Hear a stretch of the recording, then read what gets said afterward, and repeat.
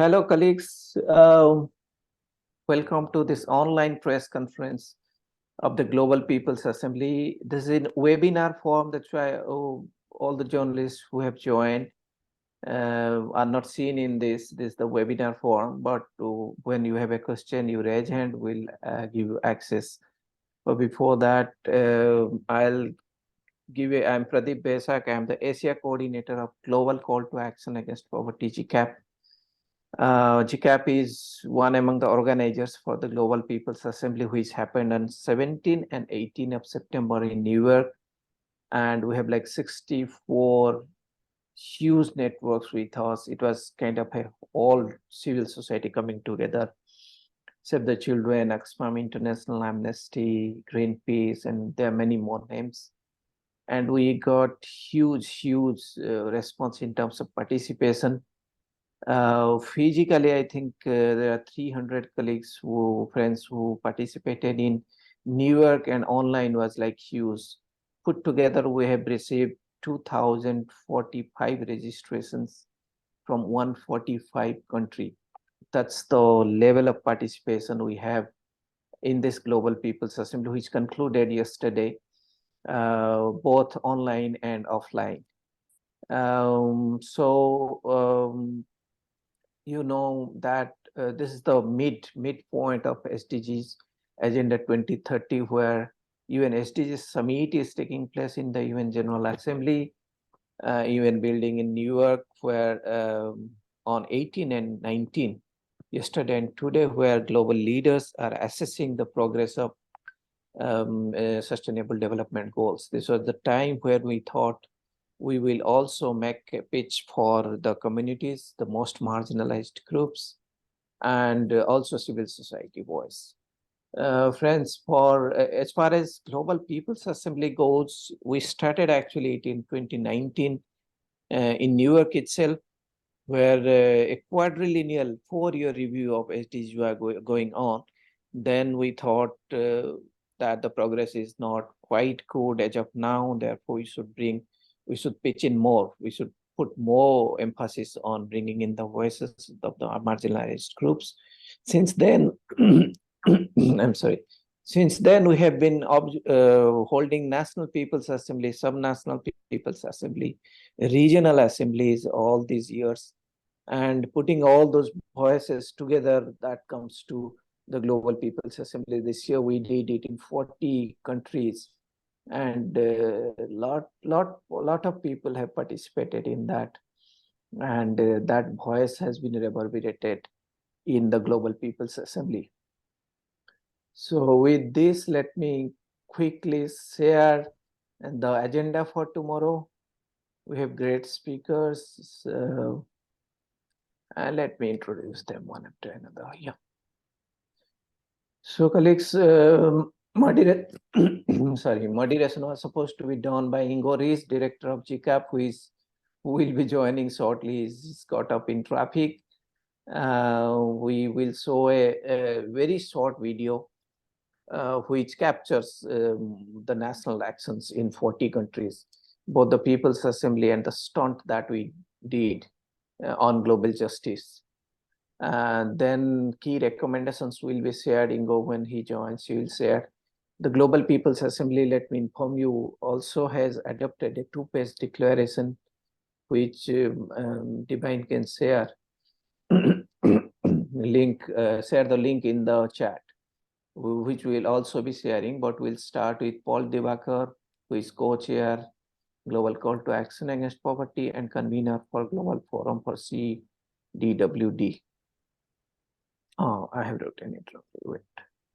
Okay, and he will be speaking on problems the world is grappling with and the possible solutions. Paul, before I go to you, let me also introduce other panelists. We have Jane Anyango, activist from Kenya, who will speak on the issue of slum dwellers. Arvanpur Bina Palikal, who is a Dalit activist from India on issues of communities discriminated by work and descent, who are also known as Dalits in South Asia, but in other parts of the world, they are known as communities discriminated by work and descent. Then we'll have Justina Kalunite, who is GCAP Lithuania, who will speak about the impact of war on Ukraine. So we'll take the questions after that. Now I invite our friend and senior colleague, Paul Divakar. Paul, over to you. Thank you, Pradeep. Welcome, friends, to this press conference. This is a very important point as we have approached and just crossed the midway point. And most of us realize, and it's not just civil society, it is also the Secretary General of the UN, as well as several other UN bodies are saying that we are halfway there, but nowhere near. The midpoint has just been crossed, and as has been shared by the Secretary General, that only 12% of the targets are currently on track. This is very disheartening. And what is worse, 30% of the SDGs are actually in the reverse direction. Worse than what they were when we started this whole process of SDGs. Now, why have we reached this? I think there are several aspects which we can go into. But just to say that, as Pradeep was saying, that we had an excellent gathering of the several coalitions from across the world for the last 2 days. Literally we were on the road opposite to the UN headquarters. So we're on the other side, the voices from the people. All of us have been representing several layers of civil society organizations from across the world, women's organizations, women's major group, youth and children's major group, indigenous groups, communities discriminated on work and descent like Dalits, Haratin, Kilambola, Roma, Gypsy, Sinti, and Burakumin, and several other communities who are intergenerationally discriminated from across at least 40 countries that we know the data exists, and persons with disability, the LGBTQI peoples representing LGBTQI, and several other layers of society which has been excluded, especially the huge mass of those who are now being displaced as migrants across in several countries, and those who have been conflicted and impacted by wars. So these communities, what we felt is this has happened not by accident. It is because there is a systemic discrimination against the list of communities that I've just mentioned. Had we a clear focus on including these communities, not just as agenda, not just as people who have to be focused on, but have them round the table, engage with them, and hear their voice, I don't think we would have been at this situation. But let us see what we need to do moving ahead. In addition to this, we must recognize, which has been the goal 16, there has been a huge attack on democracy. And sometimes these democracies have an elite capture where we have seen that the elections have been used by the majority to suppress the voice of this community. So though we have democracies across the world, we see there has been a capture, and this has led to the breakdown in the fundamental principles of democracy, which has tried to protect the minorities, the people who have been excluded. So I think in addition to the development goals, the democracy is also in danger. Another thing that we have noticed is the huge problem of debt crisis. It's not a crisis anymore. It's a crime that is being committed. It's actually killing the SDGs. 66 countries are currently facing debt crisis.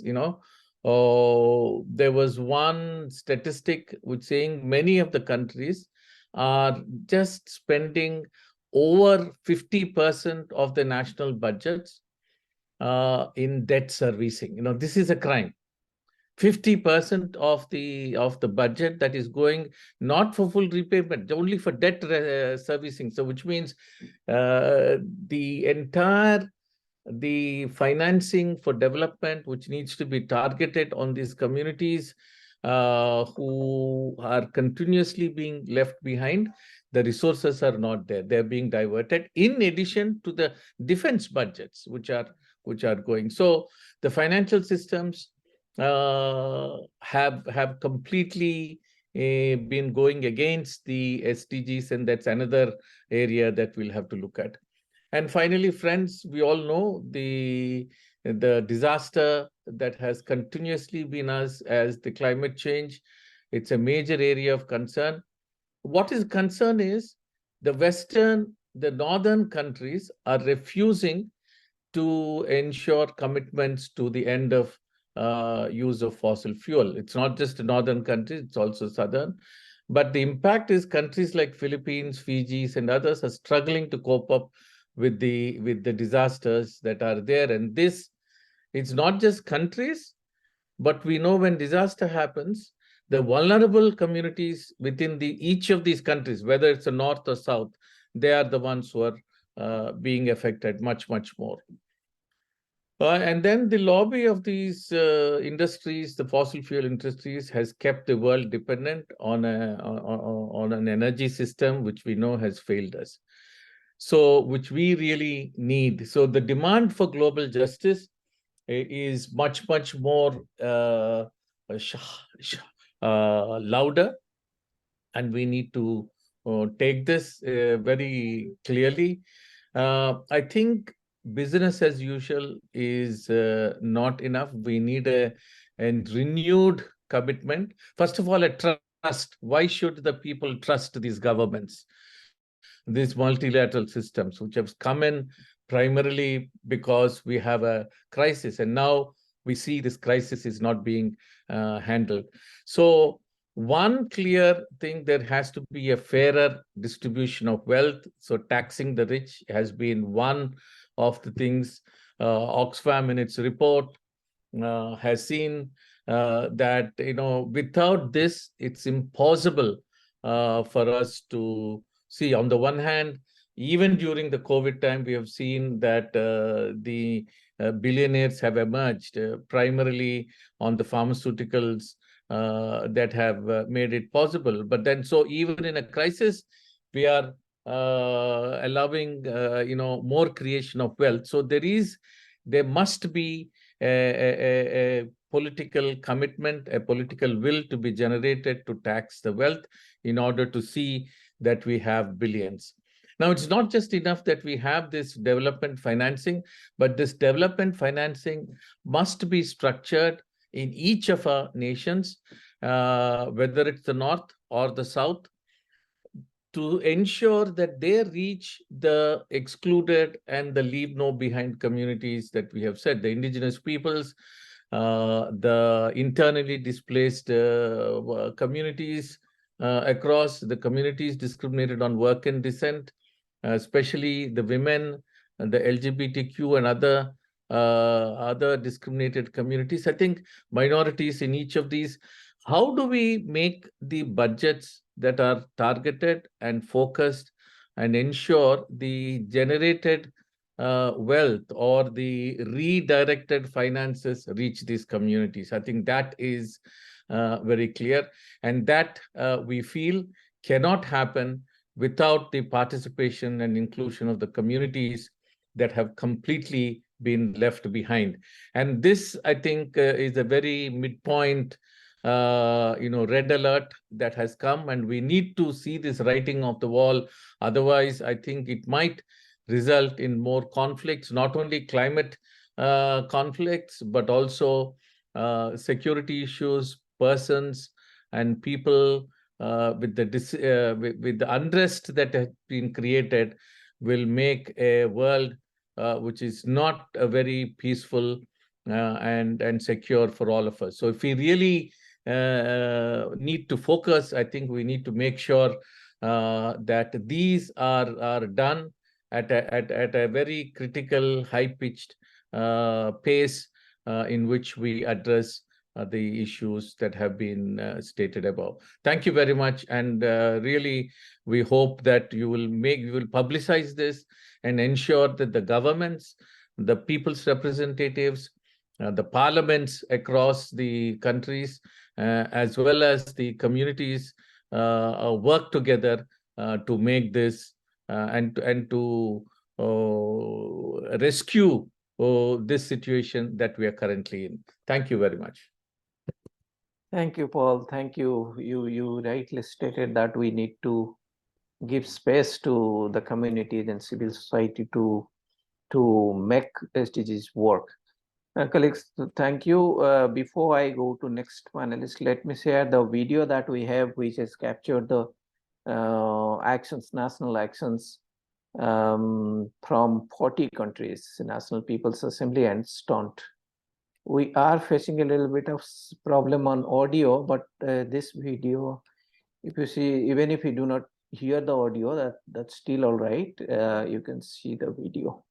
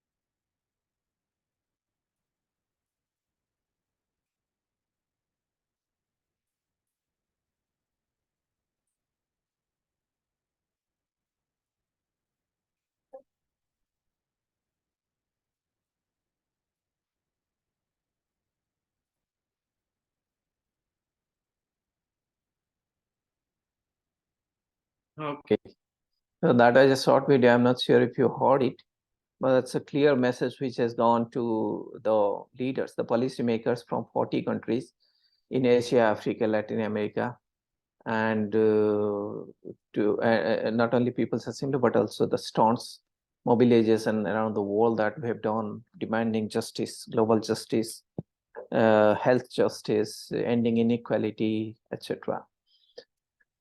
So do I invite next panelist, Veena Palikal, who is a Dalit activist from India, to throw light on the issues that this community face. Community is discriminated by work and descent. Veena, over to you. Thank you very much, Pradeep, and to GCAP for this opportunity. Just like Paul has said that, we're only 12% on track, which means we are really behind on these goals. Ultimately, the communities that are impacted by this largest are the communities that are the farthest behind. For example, communities discriminated on work and descent, including Dalits, Kilambola, um, Haratin in Africa, Roma communities in Europe. These are some of the communities that are further marginalized because of either it's the climate crisis or it is the other civil wars, etc., that is impacting. We do know that, in 2015, when the SDGs were signed, we were full on with this huge frame, so many goals, 17 goals, 169 targets, etc., etc. And there was a lot of excitement in that. But we all also know that, at the country level, many of these goals are not being implemented as we had envisioned or as this frame had envisioned in 2015. So what can we do about it? And why is it that till today we do not have communities discriminated by work and descent and other marginalized communities at the table? And I think one of the things that we're here to demand is that we need to look at SDGs through a rights-based approach, but have many of the representation of communities that are most marginalized and feel the brunt of this.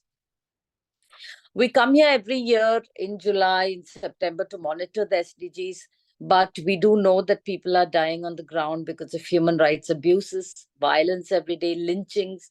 In developing countries, we see people dying of hunger even today.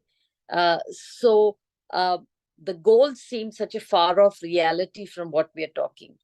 But of course, I'm not here just to speak on the issues and the problems. I'm hoping that we can convince or we can demand the governments and the UN agencies for some urgent actions to ensure that we move ahead. And that's really important, to listen, to visibilize the issues of the marginalized, to have actions that are more inclusive, that are more equitable. We do know that 1% of the population, owns a large proportion of the wealth. So it's not that we don't have resources in the world today to address poverty or to address other issues, but it's not uniformly distributed. So how do we look at redistribution of wealth? There is definitely a cost of conflict and strife and wars. So we need to ensure that when we're talking about this, that we're talking about peace, but how do we bring in sufficient budgetary allocations to ensure that we have mechanisms to address this? We need to ensure that all intersectionality of Dalit women, intersectionality of all genders, persons with disability, the LGBTQI community, all of their voices are also built into this frame and also built into actions that we propose for ensuring that we implement the SDGs. And of course, climate change, we're seeing while we are here, we're seeing across the world globally how climate crisis is becoming such a huge issue. And how, as Paul had already mentioned, that the countries that are polluting the most are refusing to cut down. So that's something that we need to demand, that as people coming from developing nations, that we would like the countries that are the most biggest polluters to ensure that they take some actions so that the impact is not felt by the people living in the developing nations. And finally, I'd like to say that whatever goals that we're looking at, to be able to implement this, we need to look at the principle of non-discrimination and equality, and ensure that the resources, we have the Addis Ababa Pact, where they came up with this frame of how we're going to utilize resources, who is going to fund the implementation of the SDGs. And I think we need to pull up all these actors, whether it's the domestic funding, whether it's the international funding, whether it's private funding, to ensure that we all come together so that we are able to pull people out of poverty and ensure that people don't die of hunger in today's time and age. So we call on the nations and we call on the UN agencies to ensure that we have more equitable and inclusive policy and plan, and an urgent plan to ensure that we reach our goals by 2030. Thank you. Thank you, Veena. That's very insightful. The principles of non-discrimination and equality, that's something which the policymakers should adhere to. Unfortunately, that's not happening. We wish that that happens in coming days, and hope that through the media, our voice reaches out to the policymakers, both at the national level and all those who are working at international level and the UN systems. So with this, I invite our friend and colleague Justina from GPA Lithuania. Justina, if you can throw light on the impact of war on Ukraine, if you want to touch upon the refugee crisis, which is there very prominent in Europe, feel free to add that. Yeah. Yes, good morning. Can you hear me well? Yes. Okay, wonderful. So good morning. I'm Justina from Lithuanian NGO platform and the GCAP. Thank you for inviting and nice to be here.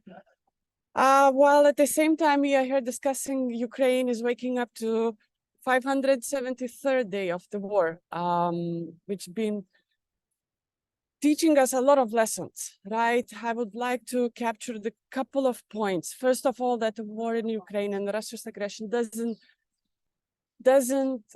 only addresses to Europe, right? We have seen the global related aspects which affected all the around the globe, the food crisis, the political agreements which affected increased inequalities, raising prices, climate, right? So when we speak about the war in Ukraine, at first we have to collaborate all together. I mean, we have to join in solidarity in many of the aspects. First of all, of course, as being in a neighborhood country, we day-to-day support our colleagues who are still working on the ground. I mean, the Ukrainians who are day-to-day basis addresses humanitarian issues, addresses the environmental issues, addresses the social issues, food and everything, and it's our highest support for them. Not to mention like 70 million displaced, 70 million Ukrainians displaced internally, and also in Europe. It's one of the largest immigrations in Europe in the recent decade. We call for the protection of migrants. What is important to mention that due to the agreements, it's a majority of the migrants who reached Europe or who reached the States and Asia and other countries are the females and the children and kids. So that requires a different attention, more protection. We've seen also the cases arising of the human trafficking, child trafficking, even across the borders, which we also have to unite together and try to protect the most vulnerable. While we address day-to-day challenges, still we also focus on what's gonna come next and how we're gonna see us together with Ukraine in the nearest future, how we're gonna rebuild the better, how we're gonna minimize the environmental impacts, how we're gonna co-share the space and know the world as a better place, right? That's a big challenge for us. And together with solidarity with Ukraine and our colleagues there, we also express the solidarity with our colleagues from Belarus, who also been displaced from Belarus after the last elections, and also being in exile, operating as civil society with no space in home country and facing more and more restrictions. So my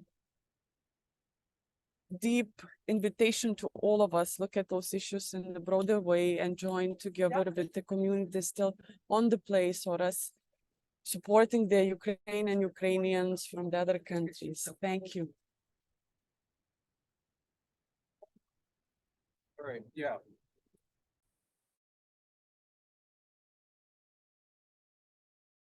Okay, thank you, Justina.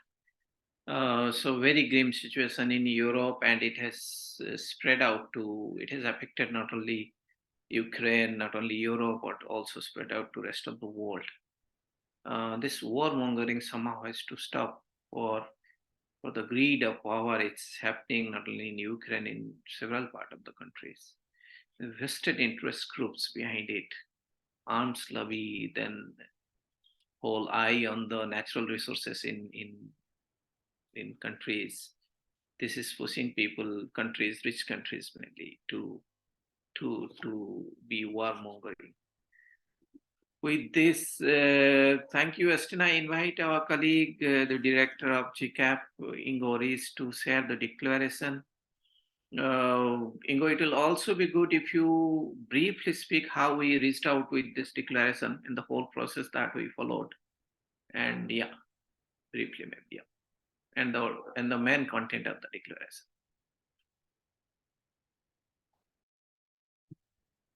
Hello, everybody. I'm speaking here from New York after 2 very intense days with hundreds of civil society activists. We had registrations, I mean, including online, of course, of 2,040 people from 145 countries. That's quite impressive. We had, yeah, a long process of preparation in 40 countries. People, marginalized communities met at community level, and they brought together their analysis about the SDG implementation at the SDG midpoint at national people's assemblies. So those 40 national people's assemblies were mainly done beginning of September, end of August, and they brought their demands towards their governments, to the heads of states who traveled to New York for the SDG summit happening yesterday and today. So they also did, of course, press conferences and public stunts. We have seen in the video a little bit of this. And then finally, they brought this together in regional people's assemblies. They were done online in Africa, Asia, Latin America, Caribbean, and Europe. And finally, the people brought their messages to New York. So this is one of this bottom-up process is really important, that we bring people's voices, and especially of representatives of marginalized groups like communities discriminated by work, as we have heard, persons with disabilities, also women's group, youth groups, indigenous groups, so that we support them to have a voice here in the UN, and also that we do this together. We had co-organizers from 64 organizations. So there were the big ones like Oxfam, Amnesty International, Greenpeace, Save the Children. We also had many of the major groups from the United Nations, and then regional and national networks. So a very broad civil society, and all of them gave inputs into the declaration. So we had a process for the last weeks, and we agreed on key messages. So we are starting to say in the declaration that we are really frustrated and not satisfied about the process with the SDGs. Only 15% of the SDGs, of the targets, will be reached probably. And even we are falling back in many of them, in 30% of the targets. So this is a really very bad situation. We can see this, for example, for hunger, for people living in poverty, that we had an increase, of course, because of COVID, but even afterwards. So we brought these key demands together, and starting with the economic and financial justice. We see there's a debt crisis, and the saying is, debt is killing the SDGs. 60 countries are in debt distress. They're paying more for debt services than for social expenditures, including health and education. And there's no system to solve this. Also, we need a different tax system. So this is another part where countries, governments need to get resources to spend for social expenditures. The other second point is the climate and environmental justice. That was also a very big topic at the People's Assemblies. We had 3 sessions. We had especially the one on climate finance got a lot of attention, because this is really affecting many people. And you know, the COP will come, and there's also the Climate Ambition Summit, which will happen here tomorrow. Then the third part is on social justice and gender equality. This includes the whole area of social protection. We demand a global fund for social protection, also universal health coverage, and also the whole area of sexual and reproductive health and rights. It's very crucial for women, and there are many member states in the UN blocking progress on that.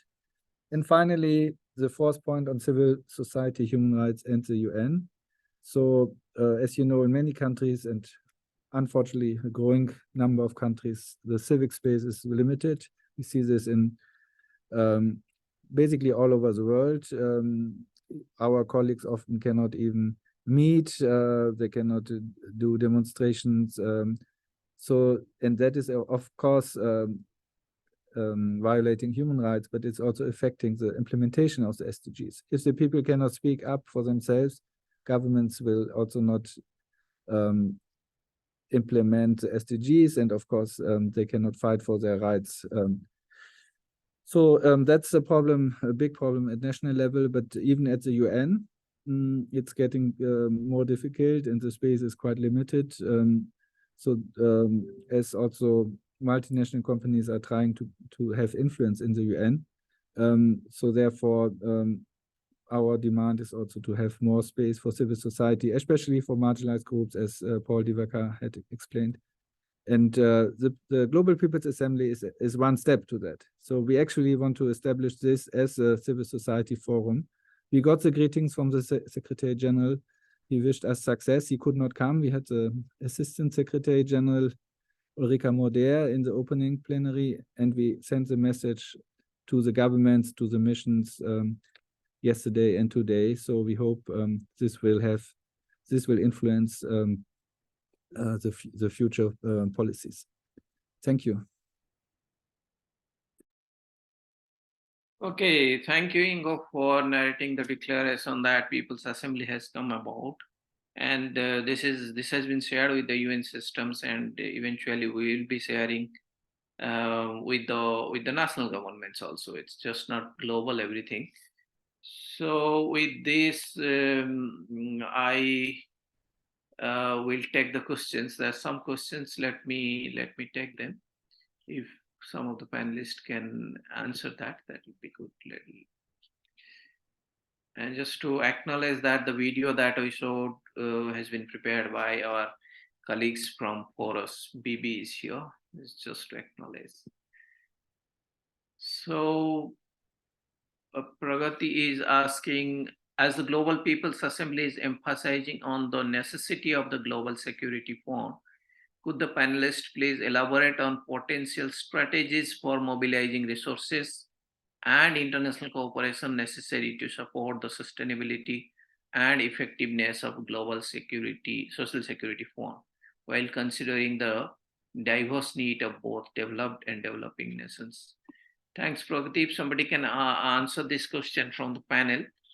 I mean, if we demand a global sustainability fund, where the resource comes from, and how does one guarantee that the commitment coming from the developed countries are all honored? We have seen that it's not being honored. It has not been honored previously.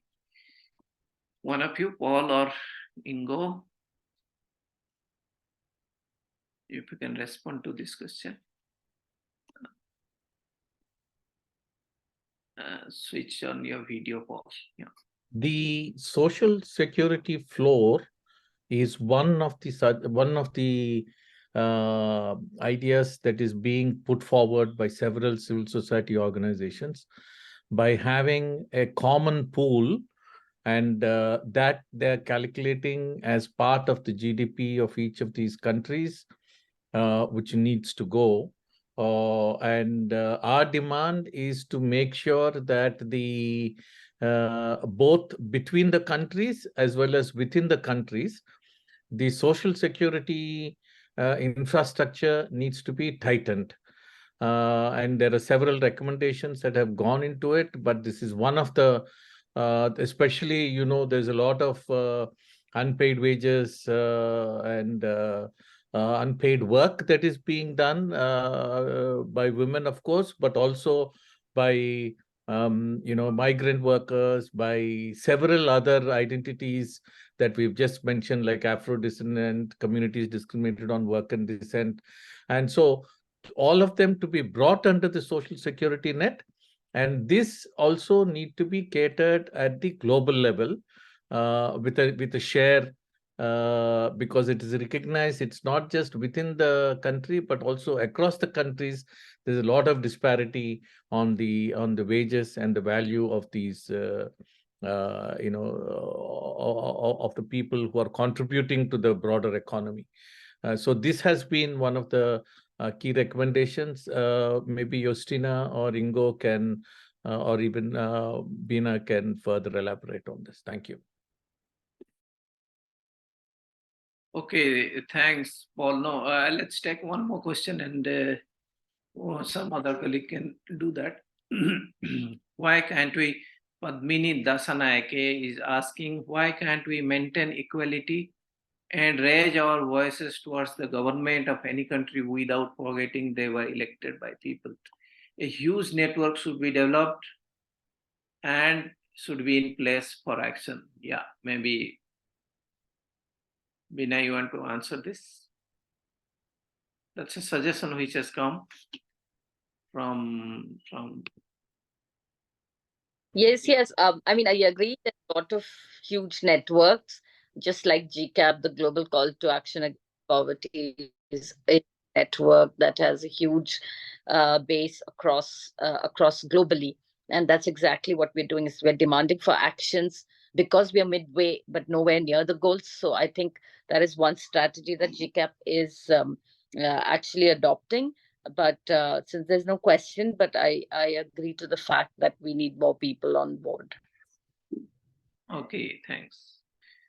If I And can yes, just shortly add, yes, and also that's probably another mission of the GCAP, right? To embrace and to connect the people who cannot speak, how to say, on their own, right? And that's the case, for example, from us when I mentioned, speaking and supporting the societies who are in exile, who are in the migrant, the oppressed, the discriminated.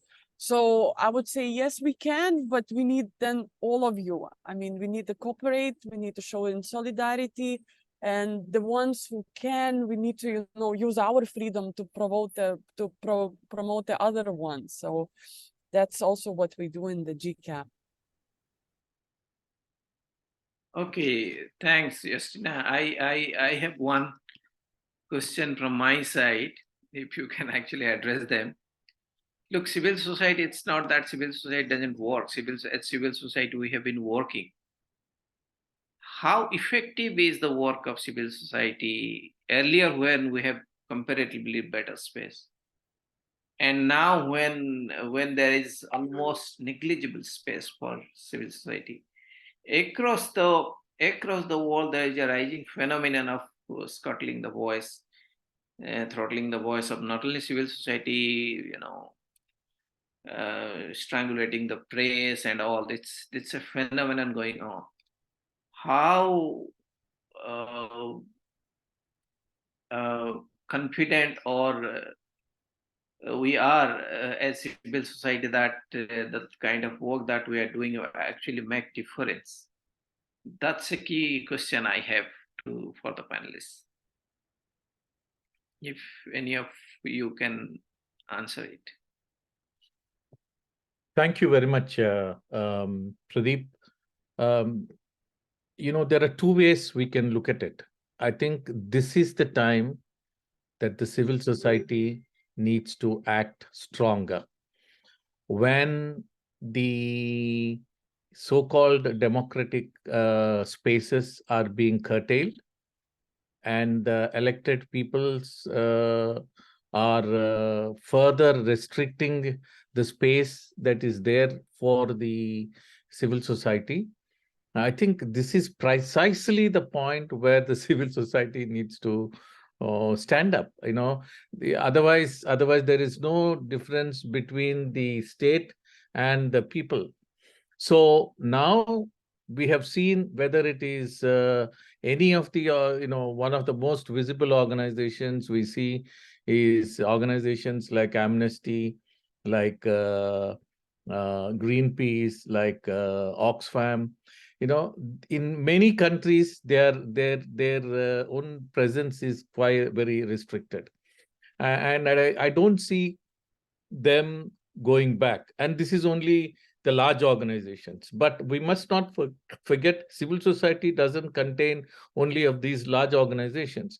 There are several much smaller, those on the ground who are continuing whether there is space or not, and more effectively, wherever there has been no space, the voices are coming up. And as Justina has just said, the platforms like the Global Call to Action Against Poverty are giving a space to address some of these issues, which are very difficult to address at the subnational, national levels, to take this voice and say, these are the issues that need to be heard.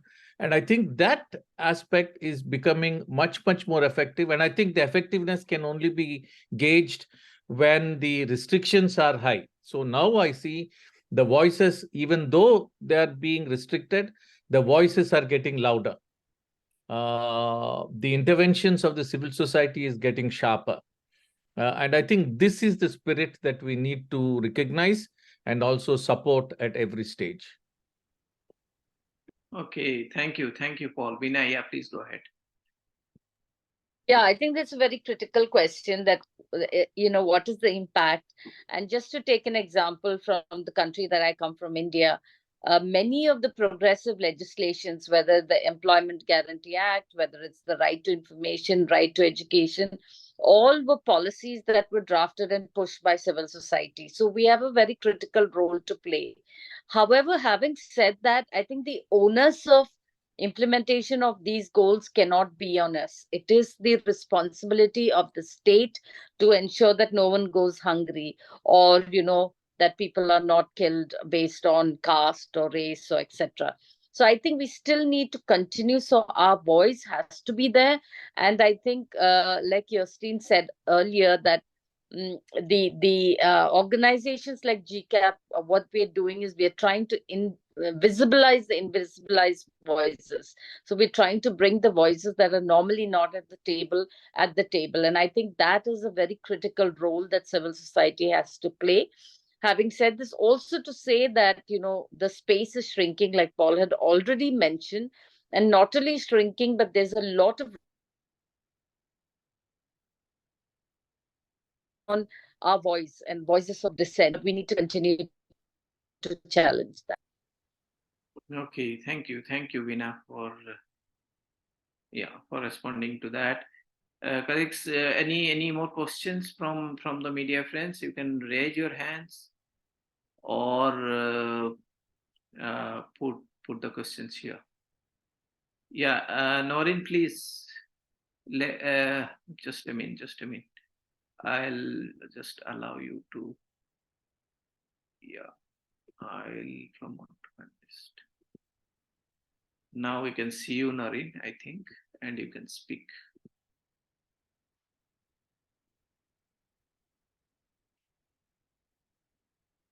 Wait.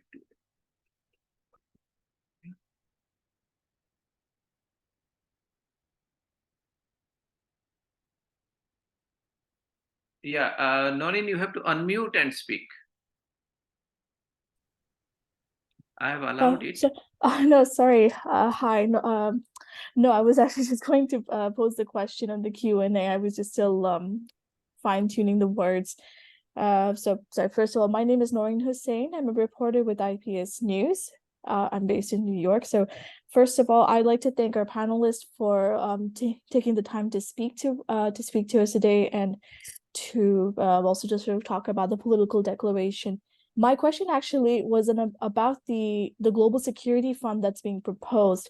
What I would just like to clarify, and just something I'm not quite, something I would like to, I guess, to know for certain is, to my understanding, that this is effectively this will be a pool this fund that will be pooled between members of civil society and possibly from the other major organizations like Amnesty or Oxfam. What I would like to know is whether or not, like, why perhaps the onus of like supporting this this fund or like this pool, why does it have to sort of come from within civil society groups themselves? Whether or not there is a scope for financing institutions or from major donor partners to actually kind of bear the economic brunt of this, especially when I think it was brought up earlier in this conference that, you know, and even I believe at the closing ceremony yesterday, that one of the major issues right now is extreme wealth, where the 1% of the world's population actually holds the majority of the wealth, global wealth today. So that's my question. Thank you. Okay, Noreen, thanks. Thanks for joining also, Noreen. Ingo, want to take up that question? Why on the global social security fund? Maybe that's not clear to many of our colleagues. If it is, yeah, can you elaborate a little more on that? Okay, can you hear me? Yeah. So the Global Fund for Social Protection has two elements to support and work with the countries to set up or to strengthen their social security systems, basically to cover all with social protection floors. And the second also to support governments in funding them. So the calculation by the UN Special Rapporteur on Human Rights and Extreme Poverty, Olivier de Schutter, is that for least developed countries, that means a group of the poorest countries, it would require 79 billion US dollars per year to cover the full social protection floor for all the people there in those countries. That's of course a big amount, but it's not such a big amount that it wouldn't be possible. And of course, countries have their own resources. So at the beginning, the least developed countries cannot cover them 100%. So they need international support. Middle-income countries can actually cover themselves by around 3 to 4% of their gross national product, and it wouldn't start at once. It would start gradually. So, for example, it would be possible to cover first, for example, children. Then it would then also older people would be included. So it wouldn't be all in the same year, but it would be a process of around 10, 15 years to cover everybody. And social protection is also generating additional income. So that means this is partly paying for itself. I hope it's not too complicated. But the idea of the Global Fund is then to support countries in this process, and that countries can actually have a plan and a process that they can cover themselves, the full social protection floor in around 10 to 15 years. So latest by 2040, that would be the case. So I don't know whether this fully answers the question. Let me just add one point. Of course, there are different elements, but one important point is that trade unions and civil society are part of this process. So it should be really owned in the country. So there's not something at global level which is then implemented nationally, but basically national governments do their own plans together with civil society, trade unions, also employers, companies, to set up the system, and the Global Fund and the international community will support them in this process. Thank you. Okay, thanks. Noreen, hope that answers your questions. You can also contact us. I think there was a second part of the question which I forgot. But please, yeah. No, I forgot the second part of the question. I'm sorry, if I may say, I think I wanted to clarify whether or not there was like why I think you may have answered why, you know, international financing institutions or major donor partners could not perhaps, you know, contribute to this to the fund. Though I think you've already answered that question, sir, in saying that that national governments would sort of be implementing their plans as would be befitting their circumstances, and essentially it would be kind of like generating it for like they would be almost generating it for themselves. That was my understanding. Okay, yeah. Yes. Okay, hope your questions are answered, Nori. So we will we're running almost 1 hour. So before that, if you have no more questions, I will request our colleague from Forest BV, Abrogini, to close the conference with a few words. BB, over to you. Thank you, Pradeep. Thank you, everyone who was here today. As we have heard all the panelists say, and over 2,000 people during the People's Assembly, it is now time to act for the SDGs and to come together, to unite, and not to be fragmented, and especially for world leaders to start listening to communities and to the voice of those who don't often make it to the headlines. So we really appreciate all the journalists and the media representatives who have joined us today, as you are absolutely key to shift the narratives about the work of civil society that are often victims of also negative narratives, and to help get the voices and the messages you have heard from community leaders and civil society leaders out there. So thank you so much. And our colleagues from the Global People's Assembly have put all the links that you might need to the press release, as well as to the declaration in the chat. And I'm sure that Pradeep and Ingo can follow up with you for any interview requests that you may have. So thank you so much to everyone, and back to you, Pradeep. Thanks, BB, thanks. So thank you all colleagues, all panelists, Paul, Ingo, Bina, and Justina, and thanks all the journalists who joined, and we hope that you will be covering this issue, and through you only want to reach out to the larger audience, more importantly to the policymakers. So let's take this partnership forward. We hope to see you again in some time. Thank you very much. Let's close it. Thank you very much. Bye-bye. Thank you. Goodbye. Thank you. Bye. Thank you.